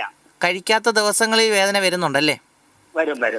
അപ്പൊ അച്ഛൻ ഉടനെ തന്നെ എന്തായാലും ഒരു വയറിന്റെ ഡോക്ടറെയും കൂടെ ഒന്ന് കണ്ടിട്ട് ഒരു അഭിപ്രായം എടുക്കുന്നതായിരിക്കും നല്ലത്. ആരെ കാണുക? വയറിന്റെ ഗ്യാസ്ട്രോ ഡോക്ടറെയും കൂടെ ഒന്ന് കാണുക. ഗ്യാസ്ട്രോ ഡോക്ടറെ? ഓക്കെ അച്ഛാ, വിളിച്ചതിൽ സന്തോഷം. അപ്പോൾ ഡോക്ടർ, ഒരുപാട് ശ്രോതാക്കൾ ചോദിച്ച കുറേ കാര്യങ്ങൾ നമ്മൾ കേട്ടു. എന്നാലും ഇതിനിടയിൽ ഒരു ചോദ്യം കൂടെ ചോദിക്കണമെന്ന് തോന്നുന്നു. ടോൺസിലൈറ്റീസ് എന്ന് പറഞ്ഞ് കേട്ടിട്ടുണ്ട്. കൊച്ചുകുട്ടികളിൽ തന്നെ കണ്ടുവരുന്നൊരു രോഗമാണ്. ഈ ഒരു അവസ്ഥ സങ്കീർണമാണെങ്കിൽ സർജറി ആവശ്യമായിട്ട് വരുന്നുണ്ടോ? അതെ, അത് നമ്മൾ ഈ ടോൺസിലൈറ്റിസ് വളരെ കോമൺ ആയിട്ടുള്ള ഒരു കണ്ടീഷൻ തന്നെയാണ്. കോമൺ ആയിട്ട് OPD കാണുന്ന ഒരു കണ്ടീഷൻ തന്നെയാണ്. അപ്പം എല്ലാ ടോൺസിലൈറ്റിസിനും സർജറി ആവശ്യമില്ല. ഇപ്പം ടോൺസിലൈറ്റിസ് എന്ന് പറഞ്ഞു കഴിഞ്ഞാൽ ടോൺസിൽ എന്ന് പറയുന്ന ഗ്രന്ഥി, അതായത് നേരത്തെ പറഞ്ഞ പോലെ അഡിനോയിഡ്, ടോൺസിൽ, കഴല, ഇതെല്ലാം ഒരു കഴലകളാണ്. ഈ കഴലകൾ നമ്മുടെ തൊണ്ടയ്ക്ക് ചുറ്റും നിൽക്കുന്ന പ്രതിരോധശേഷിയുടെ ഭാഗമായിട്ടുള്ളതാണ്. ഓക്കെ, അപ്പോൾ ഇത് എന്താ സംഭവം എന്ന് വെച്ച് കഴിഞ്ഞാൽ ഈ പല കാരണങ്ങളാൽ ഇതിൻ്റെ സൈസ് കൂടുകയും ഇടയ്ക്കിടയ്ക്ക് വരുന്ന ഇൻഫെക്ഷൻ കാരണം സൈസ് കൂടുകയും എസ്പെഷ്യലി ഈ തണുത്ത ആഹാരങ്ങൾ കഴിക്കുമ്പോഴും ഒക്കെ ഇത് ഇൻഫെക്ഷൻ ആവുകയും ചെയ്യും. അപ്പോൾ നമ്മൾ അതിൻ്റെ ഒരു കണക്ക് പറയുന്നതെന്ന് വെച്ചാൽ ഒരു വർഷത്തിൽ 7 തവണയിൽ കൂടുതൽ ഈ ടോൺസിൽ ഇൻഫെക്റ്റഡ് ആവുകയും ഓരോ ഇൻഫെക്ഷൻ സമയത്തും നമ്മൾ ആൻറ്റിബയോട്ടിക് എടുക്കുകയും ആ കുട്ടിക്ക് സ്കൂളിൽ പോകാതിരിക്കേണ്ട അവസ്ഥ ഉണ്ടാവുകയും ഇത് കാരണം ഭക്ഷണം കഴിക്കുന്നതിൻ്റെ അളവ് കുറയുകയും അവൻ്റെ വളർച്ചയിൽ അത് ബാധിക്കുകയും അവൻ്റെ പഠിത്തത്തെ അത് ബാധിക്കുകയും ചെയ്യുന്നുണ്ട് എന്നുണ്ടെങ്കിൽ അതൊരു ഇൻഡിക്കേഷനാണ്. അതായത് ഓരോ തവണയും ആൻറ്റിബയോട്ടിക് 7 തവണയിൽ കൂടുതൽ ഇൻഫെക്ഷൻ വരികയും ഓരോ തവണ ആൻറ്റിബയോട്ടിക് അല്ലെങ്കിൽ ഹോസ്പിറ്റലിൽ അഡ്മിറ്റ് ആവുകയും ചെയ്യേണ്ട കണ്ടീഷൻ വരുവാണെങ്കിൽ അത് ഇൻഡിക്കേറ്റഡ് ഫോർ സർജറിയാണ്. അതല്ല എന്നുണ്ടെങ്കിൽ അടുപ്പിച്ചുള്ള 2 വർഷത്തിൽ 5 തവണയിൽ കൂടുതൽ ഇൻഫെക്ഷൻ വരികയും ഞാൻ ഈ പറഞ്ഞ കാര്യങ്ങളെല്ലാം വരികയും അതും ഒരു ഇൻഡിക്കേറ്റഡ് ഫോർ സർജറിയാണ്. അതല്ല എന്നുണ്ടെങ്കിൽ ഈ ഒരു ടോൺസിലൈറ്റിസ് വന്നിട്ട് ഈ ടോൺസിൽസിൻ്റെ പുറം ഭാഗത്തേക്ക് പഴുപ്പായി കളക്ട് ചെയ്ത് കിടക്കുന്ന കണ്ടീഷൻ, പെരി ടോൺസിലാർ ആപ്സിസ് എന്ന് പറഞ്ഞൊരു കണ്ടീഷൻ ഉണ്ടാവുകയാണെങ്കിൽ അത് തൽക്കാലത്തേക്ക് ആ ആപ്സിസ് ഡ്രെയിൻ ചെയ്തതിന് ശേഷം എലക്റ്റീവായിട്ട് 6 ആഴ്ച കഴിയുമ്പോൾ ആ ടോൺസിൽ എടുത്ത് കളയുന്നതും ഒരു ഇൻഡിക്കേഷനാണ്. പിന്നെ ഇത് സൈസ് ഇതിരിക്കുന്ന തൊണ്ട ഭാഗത്ത് നമ്മുടെ ശ്വാസകോശത്തിൻ്റെ ഒരു ഭാഗമാണല്ലോ. അപ്പോൾ ഇതിൻ്റെ സൈസ് ക്രമാതീതമായി വലുതാവുന്ന കണ്ടീഷൻ, അതായത് ഗ്രേഡ് 3 ഗ്രേഡ് 4 എന്ന് പറഞ്ഞ കണ്ടീഷൻ വരികയും അത് കുഞ്ഞിനെ ഉറങ്ങുന്നതിന് ബുദ്ധിമുട്ടുണ്ടാകുന്നു. ഒബ്സ്ട്രക്റ്റീവ് ഇൻഡിക്കേഷൻസ് എന്ന് പറയും. അങ്ങനെ ഉണ്ടെങ്കിൽ അത് സർജറി ചെയ്യാം. അതുകൊണ്ട് തന്നെ ഇപ്പോൾ വർഷത്തിൽ 1 തവണ മാത്രം ടോൺസിലൈറ്റിസ് വരുന്ന ഒരാൾക്ക് നമ്മൾ ഒരിക്കലും അത് അഡ്വൈസ് ചെയ്യാറില്ല. റെക്കറൻ്റ് ആയിട്ട് ടോൺസിലൈറ്റിസ് വരുന്ന ആൾക്ക് മാത്രമാണ് നമ്മൾ സർജറി ഇൻഡിക്കേറ്റഡ്. പിന്നെ ഇപ്പോൾ ഈ ഒരു കാലഘട്ടത്തിൽ ഈ ടോൺസിലെക്ടമിയുടെ എണ്ണം ഞാൻ PG ചെയ്ത സമയത്ത് കണ്ടിരുന്നതിൻ്റെ ഒരു പകുതിയിൽ കുറവായിട്ടുണ്ട് സർജറി ഇപ്പോൾ ചെയ്യുന്നത്. കാരണം ഒന്ന് അമിതമായിട്ടുള്ള, അതല്ല അമിതമെന്ന് പറയാൻ പറ്റത്തില്ല, ആൻറ്റിബയോട്ടിക്കിൻ്റെയൊക്കെ നല്ലതരം ആൻറ്റിബയോട്ടിക് ഡോസ്, നല്ല കവറേജുള്ള ആൻറ്റിബയോട്ടിക്കൊക്കെ വന്നതോടുകൂടി ഒരുവിധപ്പെട്ട തൊണ്ടവേദനയും ടോൺസിലൈറ്റിസും ഒക്കെ ENT ഡോക്ടറെ അടുത്ത് എത്തുന്നതിന് മുന്നേ തന്നെ ട്രീറ്റ്മെൻറ്റായി പോകുന്നതുണ്ട്. അപ്പോൾ അങ്ങനെയൊക്കെ ഉള്ളതുകൊണ്ട് ടോൺസിലൈറ്റിസിൻ്റെ അളവ് കുറയുന്നുണ്ട്. ഇപ്പം കൂടുതൽ ടോൺസിലക്ടമി ചെയ്യുന്നത് പണ്ട് കുഞ്ഞുങ്ങളായിരുന്ന ആൾക്കാരാണ്. ഇപ്പം അഡൾട്ട് ടോൺസിലക്ടമിയാണ് കൂടുതലായിട്ട് വന്നുകൊണ്ടിരിക്കുന്നത്. പണ്ട് കുട്ടികളിൽ കാണുന്നത് ഇപ്പം മുതിർന്നവരിൽ കൂടുതൽ വരുന്നു. പിന്നെ അവർ പിന്നെ ഇതിനെപ്പറ്റി ഒരു നല്ലൊരു ബോധവൽക്കരണം ഇല്ലാത്തതിൻ്റെ ഒരു പ്രശ്നങ്ങൾ ഞങ്ങൾ ഇപ്പോൾ കണ്ടുവരുന്നുണ്ട്. എല്ലാ പേരൻസിനും ഭയങ്കര ടെൻഷനാണ് ഇതിനെപ്പറ്റി. അപ്പോൾ നമ്മൾ ടോൺസിലക്ടമി അങ്ങനെ എല്ലാവർക്കും ചെയ്യുന്ന ഒരു ഇതല്ല. ഇൻഡിക്കേറ്റഡ് ഉണ്ടെങ്കിൽ മാത്രം, ഞാൻ ഈ പറഞ്ഞതൊക്കെയാണ് ഇൻഡിക്കേഷൻ ഉണ്ടെങ്കിൽ മാത്രം നമുക്ക് ചെയ്തു കൊടുക്കാം. ഓക്കെ ഡോക്ടർ, നമുക്ക് മറ്റൊരു കോള് കൂടെ ഉണ്ട്. ഹലോ. ഹലോ, നമസ്കാരം. നമസ്കാരം. ഓക്കെ ചേട്ടാ, ഡോക്ടറുണ്ട്, സംസാരിച്ചോളൂ. ഹലോ. Hello doctor. പറഞ്ഞോളൂ. ഞാൻ മുണ്ടക്കൽ നിന്നും ചായരായനാണ്. ഓക്കെ. എത്ര വയസ്സുണ്ട്? എനിക്കിപ്പോ 67 വയസ്സുണ്ട്. പറഞ്ഞോളൂ. എനിക്ക് ചായ കുടിക്കുമ്പോ തൊണ്ടയ്ക്ക് ഭയങ്കര എരിച്ചിലാണ്. അതോടൊപ്പം പുളിച്ചു തേട്ടലും ഉണ്ട്. അത് തന്നെ ഇന്ന് തന്നെ ഒരു ഉപ്പാവ് കഴിച്ചു. ഇന്ന് നാളെ അത് കഴിക്കുകയാണെങ്കിൽ ഇങ്ങനെ തൊണ്ട എരിച്ചിലുണ്ടാവാറുണ്ട്. ഉപ്പുമാവല്ല, അപ്പവും കഴിച്ചാലും അങ്ങനെ ഉണ്ട്, പുട്ട് കഴിച്ചാലും അങ്ങനെ ഉണ്ട്. ഞാൻ അയ്യമ്മയുള്ള ചായനാണ്. മനസ്സിലായി. ഓക്കെ. അപ്പോൾ നമുക്ക് അത് ഓക്കെ. അപ്പോൾ ഇതിന് തൊട്ട് മുന്നേ വിളിച്ച 90 വയസ്സുകാരൻ അച്ഛൻ പറഞ്ഞ അസുഖമായിട്ട് യോജിക്കാവുന്ന ഒരു പ്രശ്നമാണ് ത്യാഗരാജൻ ചേട്ടൻ പറഞ്ഞതും. അപ്പം തൊണ്ടയിൽ പുളിച്ചു തകിട്ടൽ എന്ന് പറഞ്ഞൊരു ടേം അച്ഛൻ കറക്റ്റായിട്ട് യൂസ് ചെയ്തു. അപ്പോൾ ബേസിക്കലി എന്താണെന്ന് വെച്ചാൽ നമുക്ക് അന്നനാളം, അതായത് നമ്മുടെ ഭക്ഷണം ഇറങ്ങിപ്പോകുന്ന വഴി എന്ന് പറഞ്ഞാൽ തൊണ്ടയിൽ നിന്ന് അന്നനാളത്തിൽ ഇറങ്ങുന്നു, അന്നനാളത്തിൽ നിന്ന് ആമാശയത്തിൽ പോകുന്നു, ആമാശയത്തിൽ നിന്ന് വൻകുടൽ ചെറുകുടൽ വഴി പോകുന്നു. അപ്പോൾ നമുക്ക് മൊത്തത്തിൽ അന്നനാളത്തിൽ 2 വാതിലുകളാണുള്ളത്. ഒന്ന് തൊണ്ടയിലുള്ളൊരു വാതിൽ, ക്രിക്കോഫാരിഞ്ചൽ റീജൻ എന്ന് പറഞ്ഞ റീജൻ. താഴെ ആമാശയത്തിന് തൊട്ട് മുന്നേ ലോവർ ഈസോഫാജൽ സ്പിഞ്ചർ എന്ന് പറഞ്ഞിട്ട് റീജൻ ഉണ്ട്. ഇത് 2 വാതിലുകളുള്ളത്. അപ്പം നമ്മൾ വായിക്കകത്ത് ഭക്ഷണം വരുമ്പോൾ ആദ്യം തൊണ്ടയിലുള്ള വാതിൽ തുറക്കുകയും ഈ ഭക്ഷണം ഇറങ്ങിപ്പോവുകയും ആ വാതിൽ അടയുകയും ചെയ്യും. പിന്നെ അന്നനാളത്തിൽ നിന്ന് ആ ഫുഡ് താഴോട്ട് പോയിട്ട് ലോവർ ഈസോഫാജൽ സ്പിഞ്ചറിൻ്റെ അവിടെ ആ വാതിൽ തുറക്കുകയും ആമാശയത്തിലോട്ട് ഫുഡ് പോവുകയും ഈ വാതിൽ അടയുകയും ചെയ്യും. ഓക്കെ. എന്തിനാണ് ഈ വാതിൽ അടയുന്നത്? ഈ വാതിൽ അടയുന്നതെന്ന് വെച്ച് കഴിഞ്ഞാൽ നമ്മൾ കഴിച്ച ഭക്ഷണങ്ങൾ ഒരിക്കലും മുകളിലോട്ട് കയറി വരാതിരിക്കാൻ വേണ്ടിയിട്ടാണ്. നമ്മുടെ ദൈവം എന്ന് പറയുന്നത് ഭയങ്കര ക്രിയേറ്റീവ് ആയിട്ടാണ് നമ്മുടെ ബോഡിയെല്ലാം റെഡിയാക്കി വെച്ചേക്കുന്നത്. അപ്പം ഈ സാധനങ്ങളൊന്നും മുകളിലോട്ട് തിരിച്ച് കയറി വരാതിരിക്കാനാണ് ഈ വാതിലുകൾ, 2 വാതിലുകളിട്ടാണ് ലോക്കർ സിസ്റ്റം പോലെയൊക്കെയാണ് ചെയ്തു വെച്ചേക്കുന്നത്. മനസ്സിലായില്ലേ? അപ്പം ഈ ആമാശയത്തിൽ ഈ ഭക്ഷണം എത്തുമ്പോഴത്തേക്ക് ഹൈഡ്രോക്ലോറിക് ആസിഡ് പോലുള്ള ആസിഡ് ഈ ഭക്ഷണത്തിനെ ദഹിപ്പിക്കുകയും ഈ ഭക്ഷണം വൻകുടൽ ചെറുകുടൽ വഴി പോകുന്ന സമയത്ത് നമുക്ക് ആവശ്യമുള്ള പ്രോട്ടീൻ, അമിനോ ആസിഡ്, കാർബോഹൈഡ്രേറ്റ് എല്ലാം അബ്സോർബ് ചെയ്ത് നമുക്ക് എനർജി കിട്ടുകയും ചെയ്യും. ഇങ്ങനെയാണ് ഒരു ദഹനത്തിൻ്റെ കാര്യം നടക്കുന്നത്. അപ്പം നമ്മുടെ കുറേ ഫാക്ടേഴ്സ്, അതായത് അതിലൊരു ഏജ് ഒരു ഫാക്ടറാണ്. അത് പ്രായം കൂടുന്നതനുസരിച്ച് ഇപ്പം നമ്മൾ ഒരു സ്പ്രിങ് ആക്ഷനുള്ള ഒരു ഡോറ് മേടിക്കുന്ന ദിവസം നമ്മൾ തുറന്നാലും പെട്ടെന്ന് വന്ന് അടയും. ഒരു 2 കൊല്ലം കഴിയുമ്പം നമ്മൾ ആ ഡോറ് തിരിച്ചോ നടയണമെങ്കിൽ നമ്മൾ പിടിച്ചടയ്ക്കേണ്ട അവസ്ഥയിലോട്ട് പോകും. അതേപോലെ തന്നെയുള്ളൂ ഇപ്പം നമ്മുടെ ശരീരത്തിനകത്തുള്ള കൊളാജൻ്റെയൊക്കെ പ്രായത്തിൻ്റെ ഭാഗമായിട്ടുണ്ടാകുന്ന വേരിയേഷൻ കാരണം ഈ വാതിൽ അടയുന്നതിൻ്റെ അളവ് കുറയും. അപ്പോൾ കുറയുമ്പോഴത്തേക്കും നമ്മൾ ആമാശയത്തിൽ കിടക്കുന്ന ഭക്ഷണ പദാർത്ഥങ്ങൾ വിത്ത് ആസിഡ് മുകളിലോട്ട് കയറി വരാൻ തുടങ്ങും. പിന്നെ ചേട്ടൻ പറഞ്ഞ പോലെ ചായ കുടിക്കുമ്പോൾ കൂടുതലായിട്ട് വരുന്നു. അപ്പോൾ ചായക്കകത്തുള്ള ഒരു കണ്ടൻറ്റ് കഫീൻ, ഈ പുക വലിക്കുന്നവർക്ക് നിക്കോട്ടിൻ എന്ന് പറയുന്ന കണ്ടന്റ് ഉള്ള പോലെ തന്നെയാണ് ചായക്കകത്ത് കഫീൻ. ചായ, കോഫി, കട്ടൻ ചായ, ഗ്രീൻ ടീ, ഇതിനകത്തൊക്കെ കഫീൻ എന്ന് പറഞ്ഞ ഗ്രൂപ്പിൽ പെടുന്ന കണ്ടന്റ് ഉണ്ട്. ഇതെന്താ ചെയ്യുന്നതെന്ന് വെച്ച് കഴിഞ്ഞാൽ ഈ സ്പിഞ്ചർ, ഈ വാതിലുകളെ ലൂസാക്കുന്ന പരിപാടിയാണ് ഇതെല്ലാം ചെയ്യുന്നത്. അപ്പം നമ്മൾ ഡെയിലി ഇത് കഴിച്ചുകൊണ്ടിരിക്കുമ്പോൾ നമ്മൾ ഈ വാതിലുകൾ ലൂസാവാൻ തുടങ്ങും. ഈ ലൂസാവുമ്പോൾ കഫീൻ കണ്ടന്റ് കൂടിയ ഭക്ഷണങ്ങൾ കഴിക്കുമ്പോൾ ലൂസാവുകയും അതുവഴി ഈ ഭക്ഷണങ്ങളെല്ലാം തിരിച്ച് മുകളിലോട്ട് കയറി വരാനും തുടങ്ങും. മനസ്സിലായില്ലേ? അപ്പോൾ അതാണ് പ്രശ്നം. അപ്പോൾ നമ്മുടെ ഏജ് കൂടുന്നത് നമുക്കൊന്നും ചെയ്യാൻ പറ്റത്തില്ല. പക്ഷേ നമ്മുടെ ഭക്ഷണത്തിൽ കാര്യത്തിൽ നമുക്ക് കറക്റ്റായിട്ട് ചെയ്യാൻ പറ്റും. പിന്നെ ത്യാഗരാജൻ ചേട്ടൻ നല്ല ആരോഗ്യമുള്ള ഒരാളാണെന്ന് ഞാൻ കേട്ടിട്ടുണ്ട്. സൈക്കിളൊക്കെ ചവിട്ടുന്ന വ്യക്തിയാണെന്ന് ഞാൻ കേട്ടിട്ടുണ്ട്. അപ്പം വ്യായാമം കറക്റ്റായിട്ട് നടക്കുന്നുണ്ട്. അപ്പോൾ ഭക്ഷണത്തിൽ മാത്രം ഒന്ന് കൺട്രോൾ ചെയ്താൽ കുറേ കൂടെ റെഡിയാവും. പിന്നെ ഈ ഇപ്പോഴത്തെ ഒരു സാഹചര്യം റെഡിയാവാൻ വേണ്ടിയിട്ട് നമുക്കൊന്ന് നേരിട്ട് കണ്ടാൽ നമുക്ക് മരുന്ന് പ്രിസ്ക്രൈബ് എനിക്ക് എഴുതി തരാൻ പറ്റും. ഓക്കെ ഓക്കെ ഓക്കെ ഓക്കെ ചേട്ടാ, വിളിച്ചതിൽ സന്തോഷം. ഡോക്ടർ, നമുക്ക് മറ്റൊരു കോള് കൂടെ വെയിറ്റ് ചെയ്യുന്നുണ്ട്. ഹലോ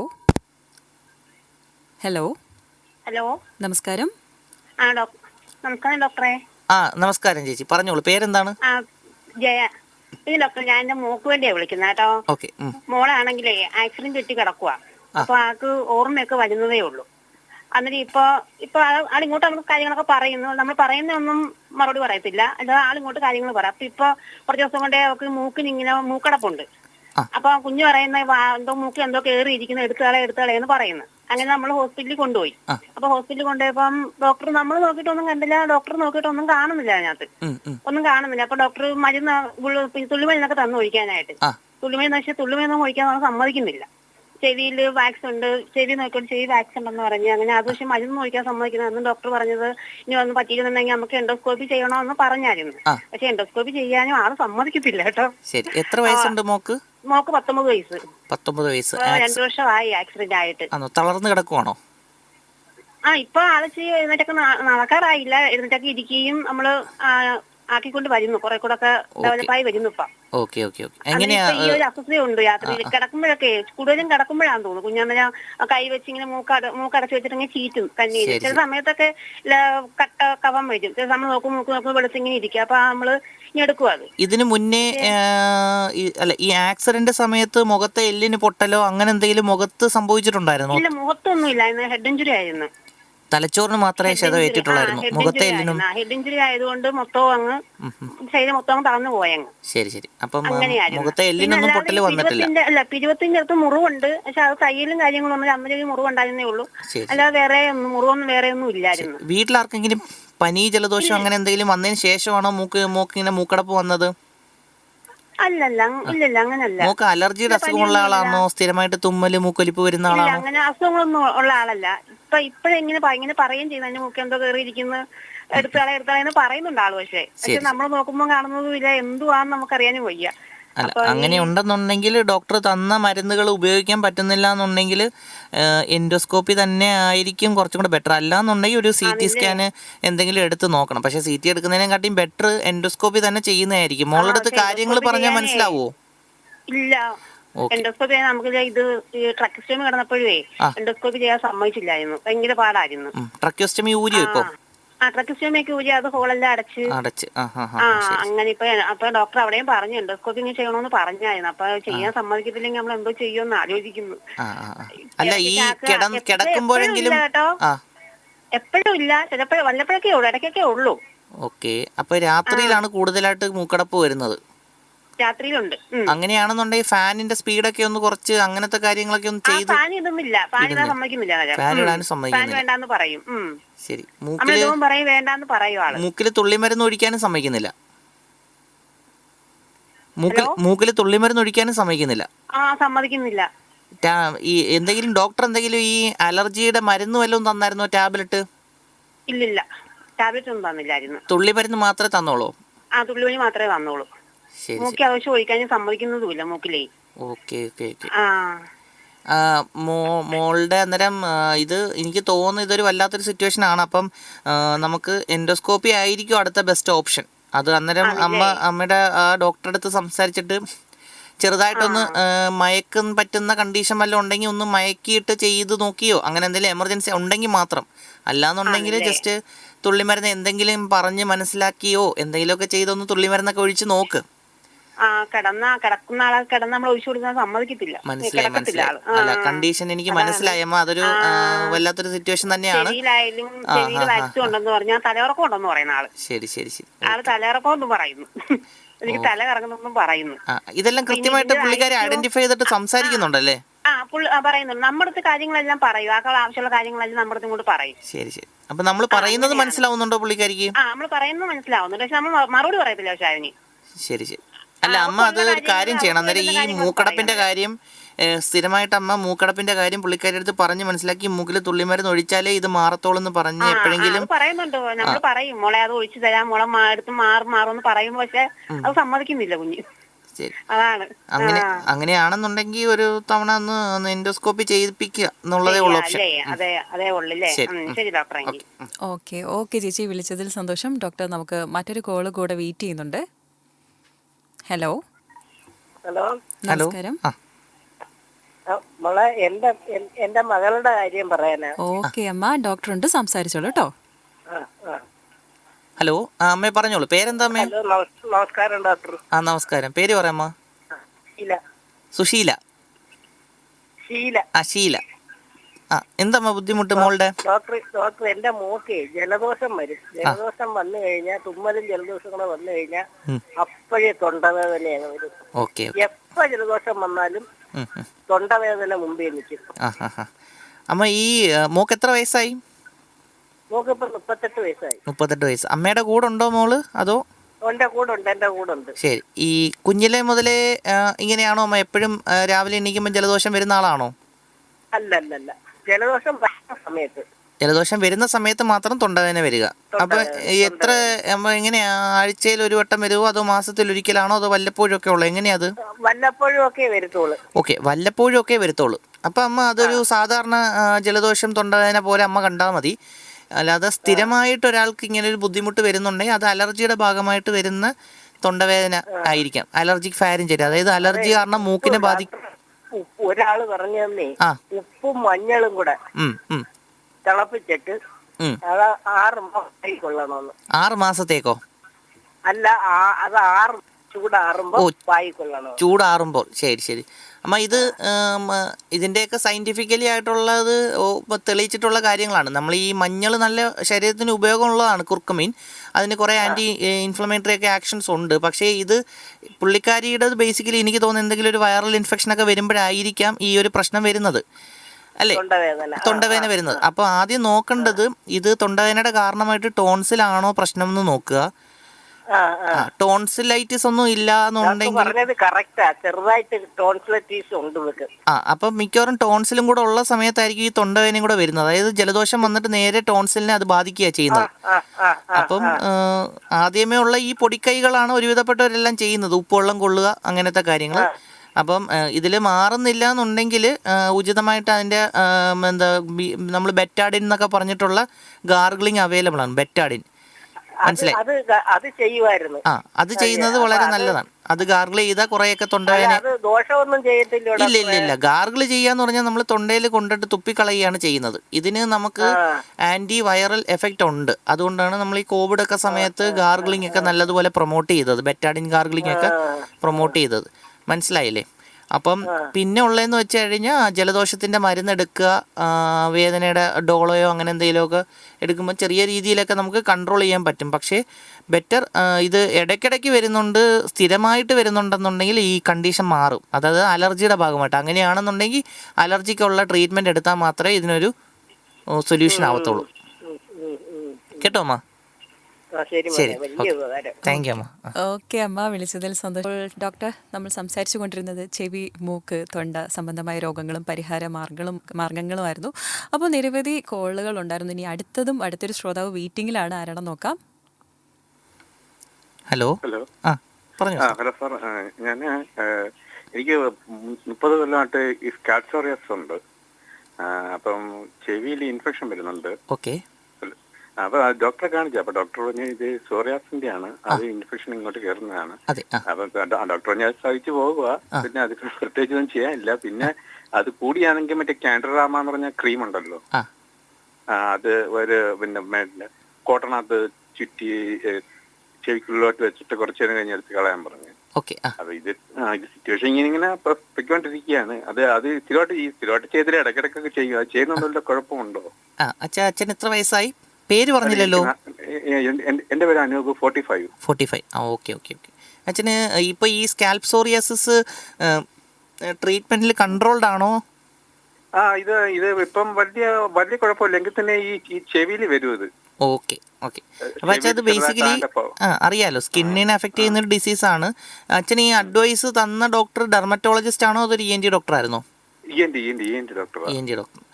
ഒരു ഈ കാൻഡിഡെർമ പ്ലസ് യൂസ് ചെയ്യുന്നതിൻ്റെ ഒരു വലിയൊരു നമ്മൾ ഒരു ENT ഡോക്ടേഴ്സും സ്കിൻ ഡോക്ടേഴ്സും തമ്മിലൊരു വലിയൊരു കൺഫ്യൂഷൻസ് തന്നെ ഉണ്ട്. അതായത് ശരിക്കും സ്കിന്നിൻ്റെ ഡോക്ടേഴ്സ് അഡ്വൈസ് ചെയ്യുന്നത് നമ്മൾ അനാവശ്യമായിട്ട് ഈ കാൻഡിഡെർമ പ്ലസ് എന്ന് പറഞ്ഞ കാൻഡിഡെർമയാണോ കാൻഡിഡെർമ പ്ലസ് ആണോ? അതിനകത്തുള്ള കണ്ടന്റ് സ്റ്റിറോയിഡ് ഉണ്ടോ?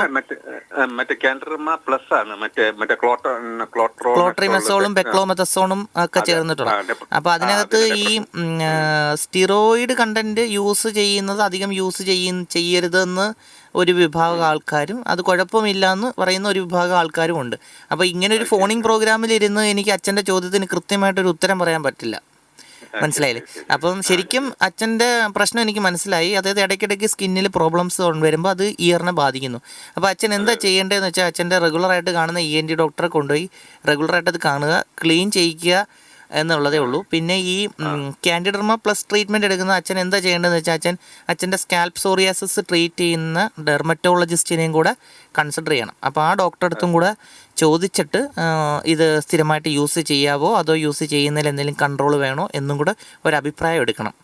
നമ്മളെപ്പോഴും ഒരു ടീം വർക്കിലാണ് എപ്പോഴും ഭയങ്കര കാര്യമായിരിക്കുന്നത്. അപ്പോൾ നമ്മൾ 2 ഡിപ്പാർട്ട്മെൻറ്റും കൂടെ ഒരുമിച്ച് ഒരേപോലെ കൊണ്ടുപോയാൽ നമുക്ക് കറക്റ്റ് ഉപയോഗം കിട്ടും. അതായത് അതായത് അച്ഛൻ പറഞ്ഞത് വെച്ചിട്ട് ക്ലോട്രിമസോൾ, ബെക്ലോമെത്തസോൺ ഉണ്ടല്ലോ. അപ്പോൾ അത് നമ്മൾ ചെവിയിൽ സ്ഥിരമായിട്ട് ഈ സ്റ്റിറോയിഡിൻ്റെ ക്രീം ഉപയോഗിക്കുന്നതിന് അത്ര ഉചിതമല്ല. അത് ഇൻഡിക്കേഷൻ ഉള്ളെങ്കിൽ മാത്രമേ അത് ഉപയോഗിക്കാൻ പാടുള്ളൂ. അപ്പോൾ അച്ഛൻ്റെ കേസിൽ അച്ഛന് ഒരു സ്കിൻ പ്രോബ്ലം ഉള്ള സ്ഥിതിക്ക് ഒരു ഡെർമറ്റോളജിസ്റ്റിൻ്റെ, അതായത് അച്ഛൻ ട്രീറ്റ് ചെയ്യുന്ന ഡെർമറ്റോളജിസ്റ്റിൻ്റെ അടുത്താണ് ഈ ചോദ്യം ചോദിക്കേണ്ടത്.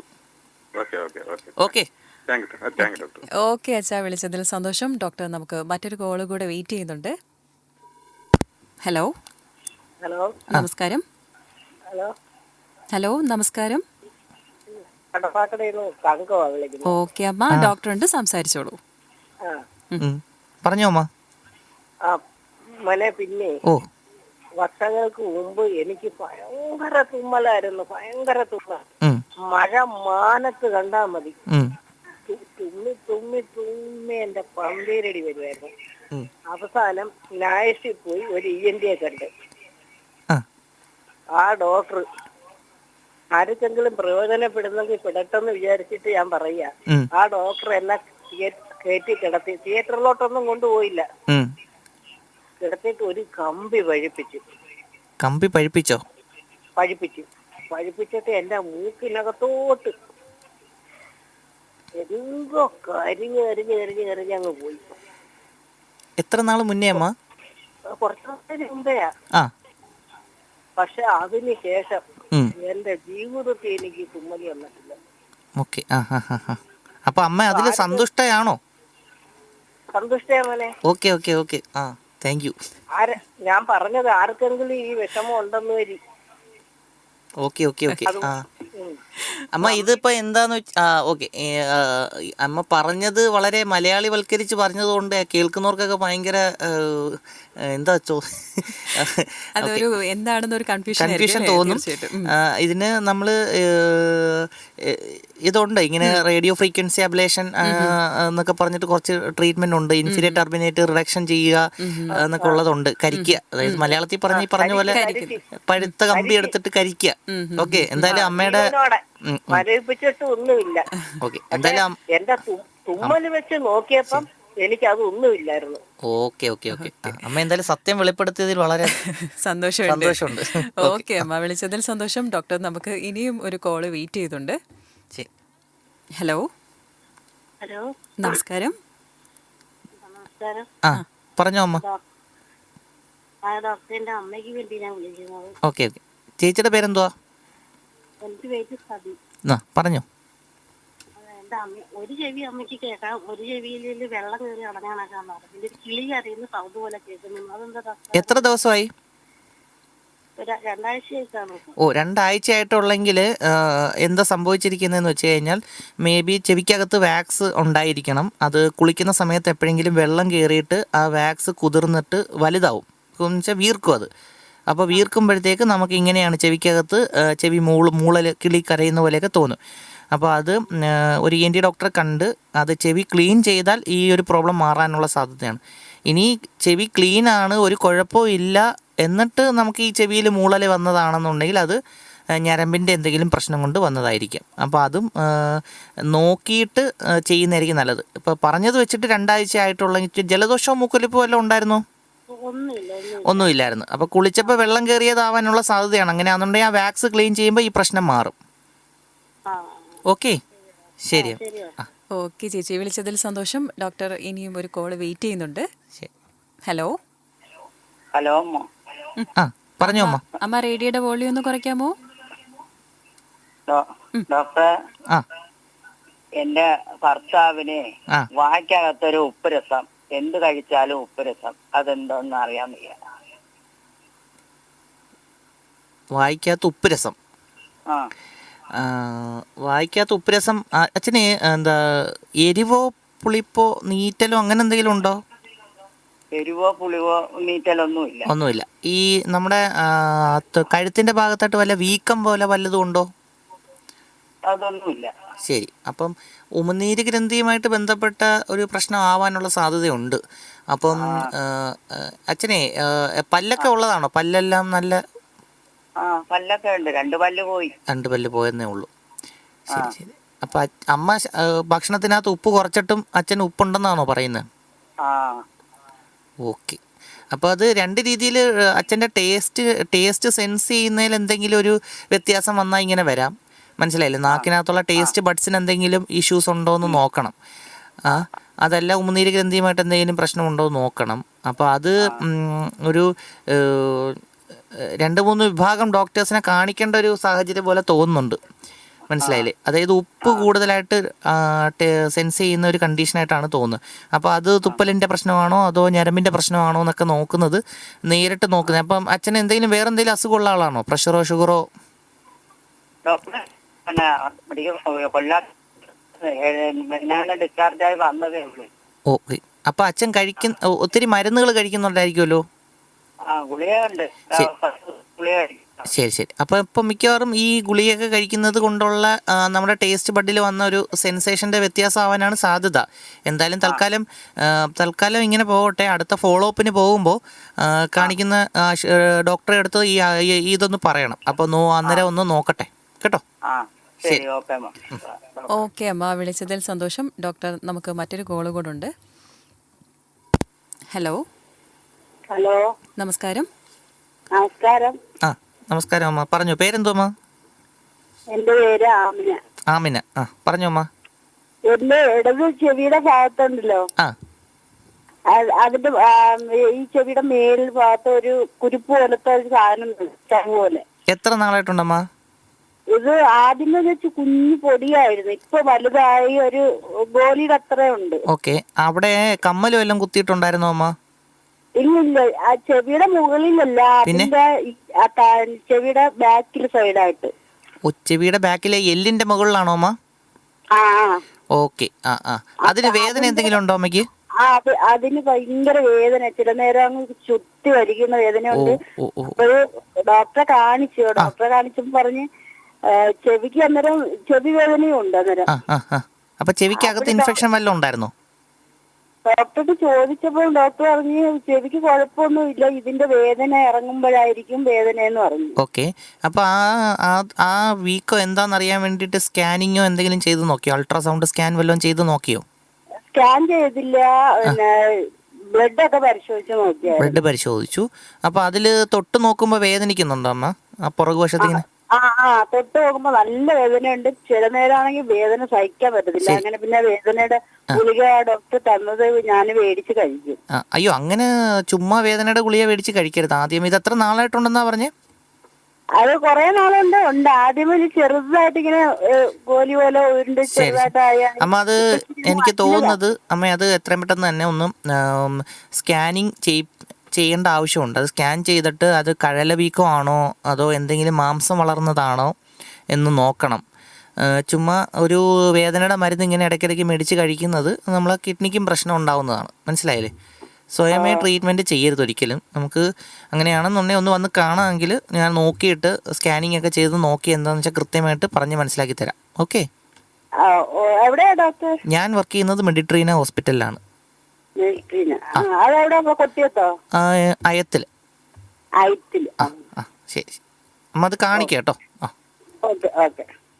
ഓക്കെ അമ്മ, വിളിച്ചതിൽ സന്തോഷം. അപ്പോൾ ഡോക്ടർ, നമ്മുടെ ഏകദേശം സമയം അത് വൈൻഡപ്പിംഗ് ടൈം ഇങ്ങനെ അടുത്ത് നിൽക്കുകയാണ്. എന്നാലും അതിനു മുമ്പ് ഒരു ക്വസ്റ്റ്യൻ ചോദിക്കുകയാണ്. ഒരു ചോദ്യം കൂടെ മാത്രമേ ഉള്ളൂ. നമ്മൾ സ്ഥിരം കുട്ടികളിലൊക്കെ ചെറുപ്രായത്തിൽ തന്നെ ബഡ്സ് ഉപയോഗം കണ്ടതും വളരെയധികം ഇപ്പോൾ കൂടി വന്നിരിക്കുകയാണ്. എന്തുണ്ടെങ്കിലും ബഡ്സ് ഇടുക അല്ലെങ്കിൽ മറ്റെന്തെങ്കിലും കാര്യങ്ങൾ ഇട്ട് കിടക്കുക. അപ്പോൾ ബഡ്സ് ഉപയോഗത്തിൻ്റെ ഒരു ദോഷവശം ഒന്ന് പറയാമോ? ഞാൻ കണ്ടിട്ടുള്ളത് ബഡ്സ് ഉപയോഗിക്കുന്നത് അമ്മമാരും അച്ഛന്മാരുമാണ്. അതെ, അവരാണ് കുട്ടിയുടെ ചെവിയിലോട്ട് എടുത്ത്. കുട്ടിക്ക് ബഡ്സ് എന്താണെന്ന് പോലും അറിയത്തില്ല. അമ്മമാരും അച്ഛന്മാരും ബഡ്സ് ഉപയോഗിക്കുന്നത് വെച്ചിട്ടാണ് അവരിത് കാണുന്നത്. ഓക്കെ, ശരിക്കും ബഡ്സ് യൂസ് ചെയ്തുകൂടാന്നുള്ള ആണ് അതിൻ്റെ ഒരു സയൻറ്റിഫിക്കലി പ്രൂവ്ഡ് ആയിട്ടുള്ളത്. കാരണം നമ്മുടെ ഈ ചെവിക്കകത്ത് ഉണ്ടാവുന്ന ചെവിക്കായം, നമ്മളെ ചെവിക്കകത്തുള്ള തൊലിക്കകത്തുള്ള സെബേഷ്യസ് ഗ്ലാൻഡിൽ നിന്ന് ഉണ്ടാവുന്ന സെക്രീഷൻസ് ഉണ്ടാവുന്നത് ശരിക്കും പറഞ്ഞാൽ നമ്മൾ ഇപ്പോൾ സംസാരിച്ചുകൊണ്ടിരിക്കുമ്പോൾ ചെവിക്കകത്ത് ഉണ്ടാവുന്ന ചെവിക്കായം നമ്മുടെ ഈ താടിയെല്ലിൻ്റെ മൂവ്മെൻറ്റ്, നമ്മൾ സംസാരിക്കുന്നതിൻ്റെ മൂവ്മെൻ്റ് ഒക്കെ കൊണ്ട് പതുക്കെ പതുക്കെ പതുക്കെ പുറത്തോട്ട് വന്നുകൊണ്ടിരിക്കുകയാണ്. ഒരു 7 ദിവസം, അതായത് ഒരാഴ്ചയൊക്കെ കൊണ്ടാണ് അകത്തുണ്ടാവുന്ന ചെവിക്കായം പുറത്തോട്ട് പോകുന്നത്. അപ്പോൾ ഈ വരുന്ന പാത്തിൽ എന്തെങ്കിലും ഒരു ഒബ്സ്ട്രക്ഷൻ ഉണ്ടാവുന്നു. യൂഷ്വലി ഈ പറയുന്ന പോലെ ബഡ്സ് ഇട്ട് അതിനെ ഒബ്സ്ട്രക്ട് ചെയ്യുമ്പോൾ അതിൻ്റെ പുറകിൽ വരുന്ന ചെവിക്കായം ഇങ്ങനെ വന്ന് അടിഞ്ഞു കൂടിക്കൊണ്ടിരിക്കുക. ശരിക്കും എന്ന് പറഞ്ഞാൽ ഈ ബഡ്സ് വെച്ച് നമ്മൾ അതിനെ ഉള്ളിലോട്ട് കയറ്റി വിടുകയാണ് ചെയ്യുന്നത്. അപ്പോൾ ശരിക്കും ആ ബഡ്സ് ഉപയോഗം തെറ്റായ ഒരു പ്രവണതയാണ്. അപ്പം ആ ചെവിക്കായ അതാണ് എനിക്ക് പറയാനുള്ളത്. ബഡ്സ് ഉപയോഗം തെറ്റായ ഒരു പ്രവണത തന്നെയാണ്. അപ്പോൾ ബഡ്സ് വൺസ് നമ്മൾ ആ ബഡ്സ് ഉപയോഗിച്ച് ചെവിക്കായത്തിനെ ബ്ലോക്ക് ചെയ്തോ അതിൻ്റെ പുറകിൽ ചെവിക്കായം അടിഞ്ഞു കൂടിക്കൊണ്ടിരിക്കും. പക്ഷേ ബഡ്സ് ഉപയോഗിക്കുന്നത് കൊണ്ടാണ് നമുക്ക് ENT ഡോക്ടേഴ്സിന് പേഷ്യൻസിനും കൂടുതൽ കിട്ടുന്നത്. അതുകൊണ്ട് നമ്മൾ അതിനെ പ്രൊമോട്ട് നിരുത്സാഹപ്പെടുത്താറും ഇല്ല. അതാണ് നഗ്നമായ സത്യം. ഓക്കെ ഡോക്ടർ, അപ്പോൾ എന്തായാലും നമ്മുടെ ഒരു പരിപാടിയിൽ ഒരുപാട് ശ്രോതാക്കളെ ഒരുപാട് ക്വസ്റ്റ്യൻസും ചോദിച്ചു. എനിക്ക് എൻ്റെ ക്വസ്റ്റ്യൻസും ചോദിക്കാനുള്ള അവസരം കിട്ടിയില്ല. അപ്പോൾ തീർച്ചയായിട്ടും ഈ ഒരു അവസരത്തിൽ എന്താണ് ശ്രോതാക്കളോട് പറയാനുള്ളത്?